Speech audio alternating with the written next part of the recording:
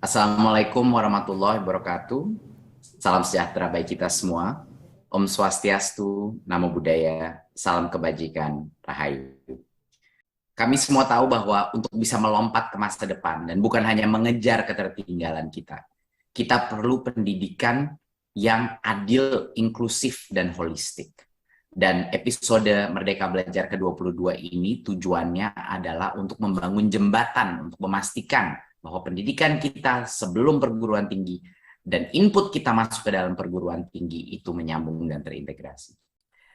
Kita ingin transformasi seleksi masuk PTN ini semakin menyempurnakan mekanisme-mekanisme yang sebelumnya sudah ada. Ada beberapa prinsip dasar perubahan yang ingin kita dorong. Ya. Kami ingin bahwa pembelajaran yang terjadi di sekolah itu adalah pembelajaran yang menyeluruh, ya, menyeluruh dan mendalam. Kita ingin juga prinsip perubahan, dan ini harusnya sudah sangat jelas dengan arah kita dengan AM. Kita lebih fokus bukan kepada pemadatan materi, tetapi kita fokus kepada kemampuan penalaran. Itulah yang terpenting. Bukan berapa jumlah hafalan yang dikuasai oleh siswa-siswa kita, tetapi kemampuan bernalar. Kita juga ingin bahwa perubahan ini lebih inklusif, bahwa mengeliminasi atau meminimalisir diskriminasi, ya, antara yang punya tingkat sosioekonomi lebih tinggi dan yang mungkin masih punya kebutuhan dari sisi ekonomi. Harus lebih inklusif dan tidak diskriminatif. Kita juga ingin proses ini lebih transparan dan terakhir lebih terintegrasi dengan berbagai macam program dan cita-cita daripada mahasiswa kita. Seperti yang Bapak dan Ibu mengetahui, kita punya 3 jalur seleksi untuk perguruan tinggi. Yang pertama adalah seleksi nasional berdasarkan prestasi, yang disebut SNMPTN. Kedua, kita punya seleksi nasional berdasarkan tes, yang disebut SBMPTN. Dan yang ketiga adalah seleksi secara mandiri oleh masing-masing PTN. Jadi semua perguruan tinggi negeri kita ada 3 jalur tersebut. Nah, sekarang saya akan membahas perubahan yang akan kita implementasikan di setiap jalur seleksi ini. Berikut. Kita mulai dengan seleksi nasional berdasarkan prestasi atau yang dikenal sebagai SNMPTN. Sebelumnya, jalur seleksi prestasi ini memisahkan calon mahasiswa berdasarkan jurusan di pendidikan menengah. Seperti yang banyak teman-teman yang sudah masuk lewat jalur ini mengetahui, dulu itu pilihan program studinya itu dibatasi berdasarkan jurusan mereka di pendidikan menengah. Ya kan, apakah IPA atau IPS, track itu yang akan menentukan pilihan program studinya pada saat di universitas. Dan dulu itu hanya mata pelajaran tertentu yang dipertimbangkan atau angka dalam mata pelajaran tersebut yang dipertimbangkan dalam seleksi. Nah, ini menimbulkan beberapa masalah. Masalah pertama adalah bagi peserta didik yang mungkin di umur yang sangat muda itu menentukan dia mengikuti track yang apa, itu tidak punya kesempatan untuk mengeksplorasi. Dia harus menentukan seperti apa grouping prodi yang dia inginkan sangat awal dalam umurnya dia, yang mungkin dia mengalami perubahan dan dia tidak bisa mengeksplor. Mungkin ada orang yang mengambil track IPS tetapi menginginkan mata pelajaran IPA dan sebaliknya. Dan ini melimit fleksibilitas daripada murid-murid kami. Dan yang kedua adalah dampaknya adalah hanya mata pelajaran tertentu yang dianggap penting dalam jalur ini. Jadi banyak sekali murid-murid kita dan juga guru-guru kita malah tidak berfokus kepada mata pelajaran secara holistik, hanya kepada beberapa mata pelajaran yang berhubungan dengan prodi itu. Nah, ini menimbulkan sistem pembelajaran yang sangat terpecah-pecah dan tidak holistik. Berikut.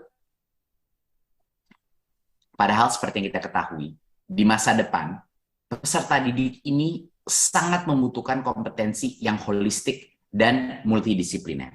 Ya, tidak ada pekerjaan di masa depan pada saat anak-anak keluar dari sistem pendidikan kita yang akan membutuhkan satu ilmu saja. Seperti contoh, insinyur perlu ilmu dasar teknik, tapi juga perlu ilmu desain untuk mengerti bagaimana cara mendesain. Pengacara perlu ilmu hukum yang sangat kuat, tapi ilmu komunikasi sangat penting dalam bidang ini. Sama di bidang film misalnya, di bidang seni atau film, di mana ilmu dasar perfilman itu sangat penting, tapi tanpa mengerti pemasaran, dia tidak akan bisa juga sukses dalam memasarkan produknya dan talentanya dia. Nah, proses seleksi PTN ini harus mendorong pembelajaran yang menyeluruh dan multidisiplin. Dan ini adalah kenapa kita melakukan perubahan. Berikut. Perubahan terbesar yang akan kita lakukan pada seleksi nasional prestasi adalah kita menambahkan suatu kriteria, minimal 50% daripada kriteria. Itu adalah nilai rata-rata rapor secara keseluruhan daripada murid tersebut. Ya. Dan sisanya adalah komponen penggali minat dan bakat. Sisanya itu adalah nilai rapor dari 2 mata pelajaran pendukung untuk prodi tersebut, atau prestasi, dan atau portfolio untuk prodi seni dan olahraga. Nah, perubahan terbesar di sini adalah kita memastikan bahwa minimal 50% daripada bobot penilaian dalam jalur seleksi nasional berdasarkan prestasi ini adalah minimal 50% itu nilai rata-rata rapor secara keseluruhan. Dengan ini kita akan memastikan bahwa setiap murid masih mementingkan pembelajaran dia di tingkat jenjang sekolah menengah, ya, dan tidak mengabaikan atau menelantarkan mata pelajaran lainnya. Tetapi tetap PTN bisa menentukan komposisi persentase antara komponen 1 dan komponen 2. Ya. Jadinya asal minimal 50% itu nilai rata-rata, sisanya adalah terserah. Bisa nilai rata-rata ditinggikan oleh PTN, bisa juga seluruh 50%-nya lagi pilihan dari PTN dan prodi tersebut untuk menentukan apa komposisinya. 2 mata pelajaran pendukungnya berapa persen, prestasinya berapa persen, dan lain-lain. Ya. Dan penentuan ini bisa saja berbeda antara prodi di dalam PTN yang sama. Jadi kalau di dalam PTN yang sama, prodinya berbeda, mereka masing-masing prodi boleh menentukan komponen beratnya. Apakah dia mau 50% full kepada 2 mata pelajaran pendukung, atau mungkin dibagi 25% mata pelajaran pendukung, atau 25% prestasi dalam suatu lomba atau suatu kriteria kompetisi, itu dipersilahkan kepada PTN. Tapi perubahan yang terbesar adalah kami memasang 50% daripada bobot itu adalah nilai rata-rata secara keseluruhan, seluruh mata pelajaran. Sehingga semua mata pelajaran masih ada bobotnya dan nilainya. Berikut. Ya. Dan apa yang akan terjadi kalau kita melakukan perubahan ini? Peserta didik akan terdorong untuk berprestasi di seluruh mata pelajaran. Ya. Dan guru-gurunya pasti akan juga bisa melihat bahwa ada motivasi bagi peserta didik untuk mendapatkan angka yang cukup baik di seluruh rapor murid tersebut. Dan peserta didik juga terdorong untuk mengeksplorasi minat dan bakatnya secara mendalam. Jadinya, walaupun ada 50% bobot itu adalah nilai seluruh pembelajaran, masih sampai dengan 50% sisanya itu bisa berdasarkan fokus atau spesialitas daripada murid tersebut yang berhubungan dengan prodi yang sesuai dengan minat dan bakatnya. Jadinya di sini ada keseimbangan antara saya masih harus mendapatkan angka yang baik, rapor secara keseluruhan, tetapi yang harus lebih penting lagi adalah dan yang bobotnya sama besarnya dengan nilai rapor keseluruhan adalah area fokus saya atau spesialitas minat dan bakat saya. Berikut. Nah, untuk bisa sukses di jalur ini, peserta didik ini harus menyadari bahwa semua mata pelajaran itu masih penting. Ya. Jadi mereka fokus untuk belajar secara menyeluruh. Ya. Saya rasa banyak sekali guru-guru akan sangat senang dengan ini, karena banyak sekali guru-guru di tingkat SMA yang mungkin sudah melihat anaknya sudah demotivasi di beberapa mata pelajaran tertentu dan fokus kepada hanya area-area yang berhubungan dengan prodinya. Ini memberikan para siswa untuk menggali minat dan bakat secara tekun, ya, tingkatkan prestasi mereka, memberikan insentif untuk meningkatkan prestasi, dan mengeksplorasi pilihan prodi yang sesuai dengan minat dan bakatnya. Ya. Dan juga ini meningkatkan transparansi terhadap kalau anak itu ingin mengetahui apa sih komponen penilaian untuk masing-masing prodi di masing-masing perguruan tinggi, ini bisa secara transparan tersebut bisa dicari dan anak itu bisa melakukan perencanaan yang lebih matang. Dan tentunya dukungan orang tua dan guru agar peserta didik dapat berprestasi dan memilih prodi yang sesuai minat bakat itu sangat penting untuk mensukseskan jalur seleksi prestasi ini. Berikut. Sekarang kita masuk ke bagian kedua, yaitu seleksi nasional berdasarkan tes. Berikut. Saat ini, SBMPTN itu mengujikan banyak materi. Banyak sekali mata pelajaran. Pasti teman-teman kita yang sudah mengikuti jalur SBMPTN sudah sangat mengenal bahwa sebenarnya jumlah informasi yang harus dihafal untuk menguasai tes-tes mata pelajaran itu begitu besar. Kita melihat juga pola-pola di sekolah-sekolah kita, di sekolah-sekolah menengah kita, bahwa banyak sekali guru terpaksa atau terdorong, tertekan untuk mengejar penuntasan materi. Dan dengan tekanan itu kurang menekankan pemahaman. Karena ada UTBK, ada UTBK, ada UTBK, udah SBMPTN. Jadi tekanan itu benar-benar mendorong banyak sekali guru-guru kita untuk fokus, dan bahkan orang tuanya juga menekan guru-gurunya untuk fokus kepada pertanyaan soal-soal UTBK. Dan guru akhirnya menghabiskan waktu belajar untuk melatih mengerjakan soal-soal ini. Dampaknya apa? Kualitas pembelajaran yang mendalam itu turun di dalam sekolah-sekolah kita. Dan salah satu dampak terbesar juga, dan saya sudah berbicara dengan berbagai macam mahasiswa mengenai masalah ini, adalah banyaknya peserta didik yang tertekan, ya, orang tua yang tertekan untuk harus mengikuti berbagai macam bimbingan belajar per mata pelajaran yang harus diambil di tes SBMPTN. Ya, tekanan ini menjadi beban finansial, beban mental bagi murid, dan ini adalah sangat sulit dan sangat diskriminatif terhadap peserta didik dari keluarga yang kurang mampu, yang tidak mampu untuk mengikuti berbagai macam bimbingan belajar yang mahal. Gitu. Nah, seleksi masuk PTN ini harusnya tidak menurunkan kualitas pembelajaran pendidikan menengah, dan harus lebih inklusif dan adil, tidak diskriminatif pada peserta didik dari keluarga yang kurang mampu dan tidak mampu untuk membimbelkan anaknya. Ya. Jadi apa perubahan besar yang akan kita lakukan di SBMPTN? Berikut. Karena itu, seleksi nasional berdasarkan tes sekarang tidak ada lagi tes mata pelajaran. Saya ulang sekali lagi. Tidak ada lagi tes yang spesifik ke setiap mata pelajaran. Ini akan diganti dan disederhanakan. Hanya ada satu tes skolastik yang mengukur kemampuan bernalar siswa.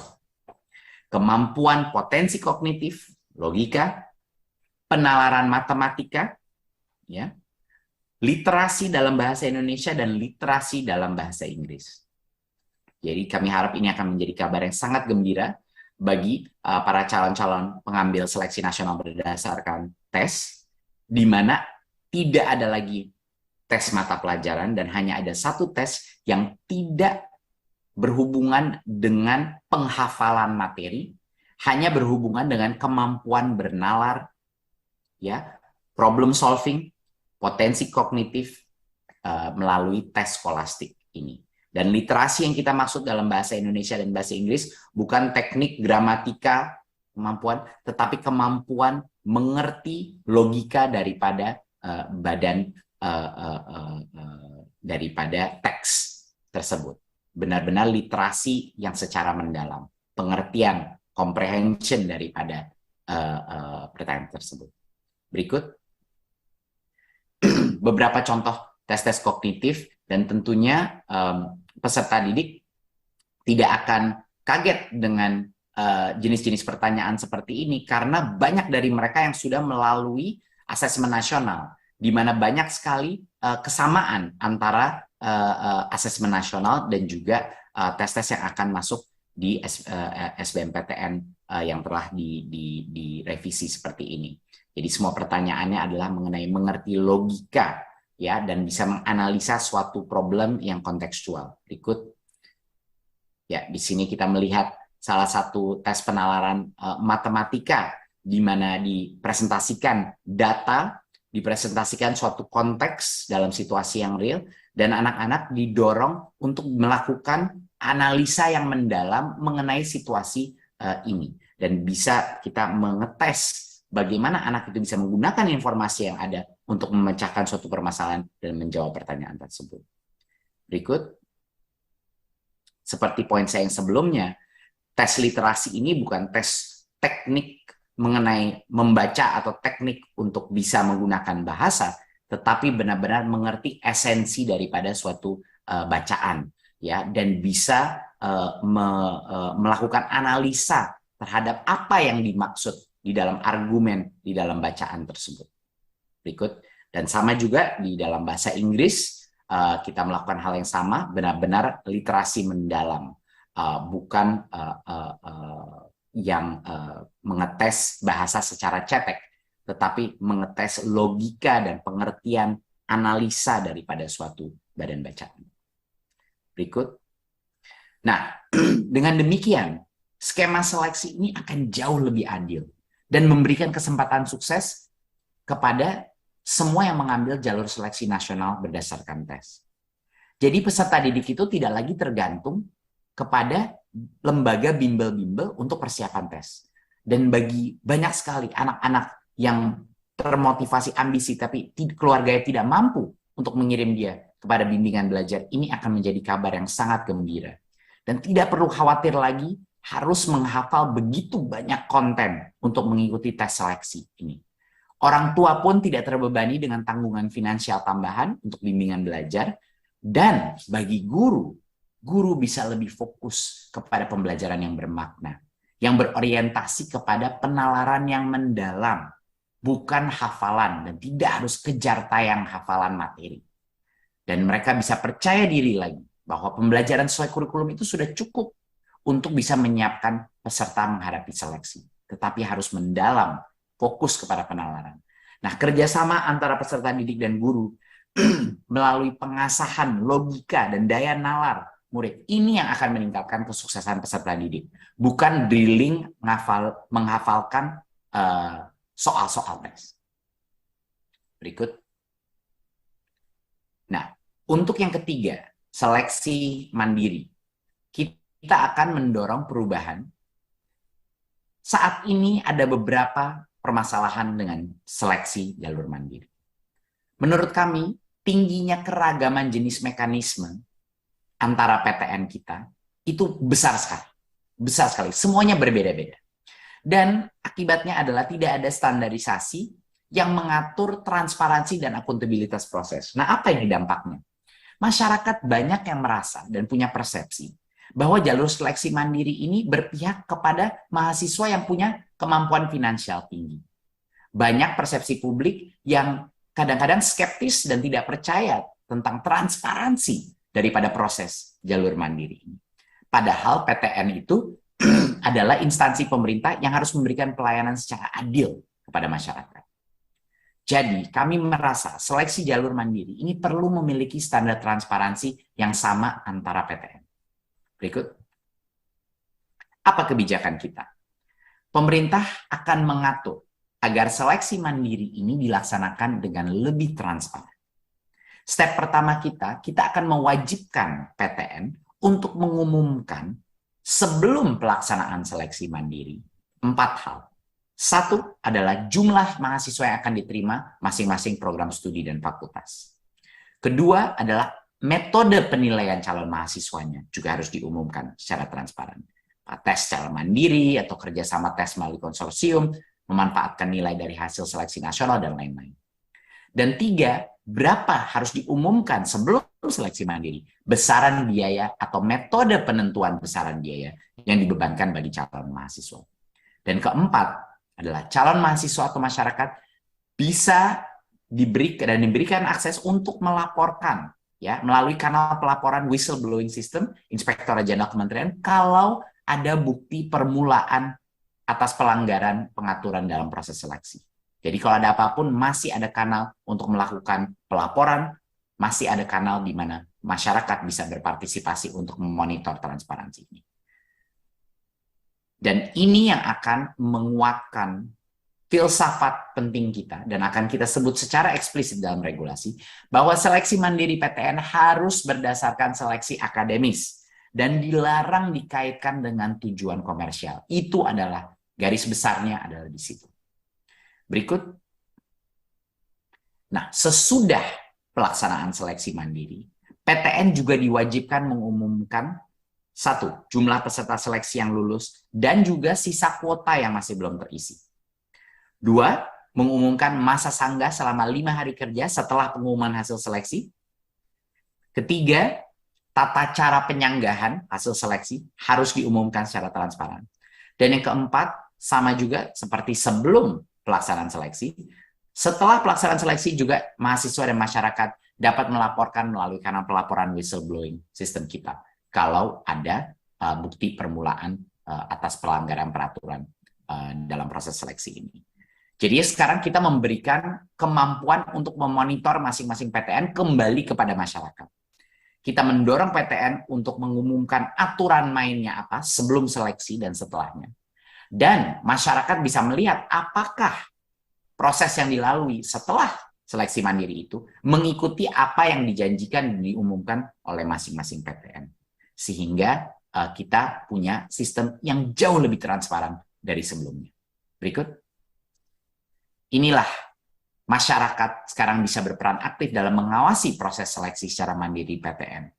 Dan apabila memiliki bukti permulaan atas pelanggaran peraturan, bisa laporkan langsung di dalam laman website kita wbs.kemdikbud.go.id atau kemdikbud.lapor.go.id. Jadi kami mengajak masyarakat untuk tolong ikut terlibat dalam proses pengawasan ini, sehingga seleksi mandiri ini bisa jauh lebih transparan dan akuntabel, dan kepercayaan publik terhadap seleksi mandiri meningkat.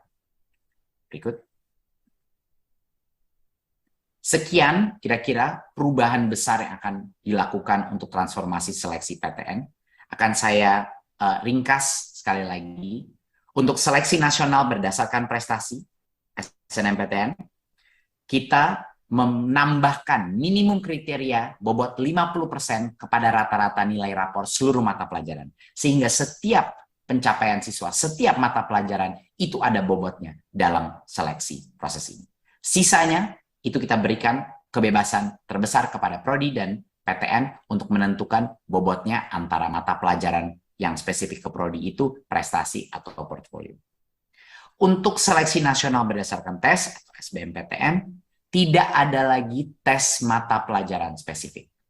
Hanya ada satu tes skolastik yang mengukur potensi kognitif, penalaran matematika, literasi dalam bahasa Indonesia dan bahasa Inggris. Dan ini akan menyederhanakan secara drastis tes seleksi ini dan meringankan beban kepada orang tua untuk harus membimbelkan anaknya di dalam setiap tes, menurunkan tekanan kepada guru untuk melakukan drilling tes UTBK yang selama ini terjadi, dan fokus kepada penalaran dan fokus kepada kurikulum mereka yang mendalam.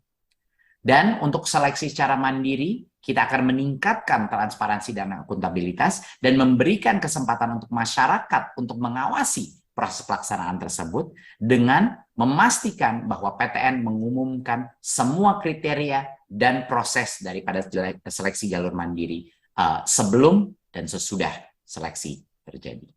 Semoga dengan jembatan kebijakan ini antara pendidikan menengah dan pendidikan tinggi, kita bisa menciptakan jalur seleksi yang jauh lebih transparan dan sangat lebih demokratis, sangat lebih menjunjung tinggi keadilan sosial bagi seluruh rakyat Indonesia, lebih sederhana untuk murid-murid kita, sehingga mereka bisa juga fokus dalam pembelajaran mereka di tingkat jenjang sebelumnya, dan juga mereka punya kesempatan yang sama untuk sukses, apapun tingkat ekonomi mereka.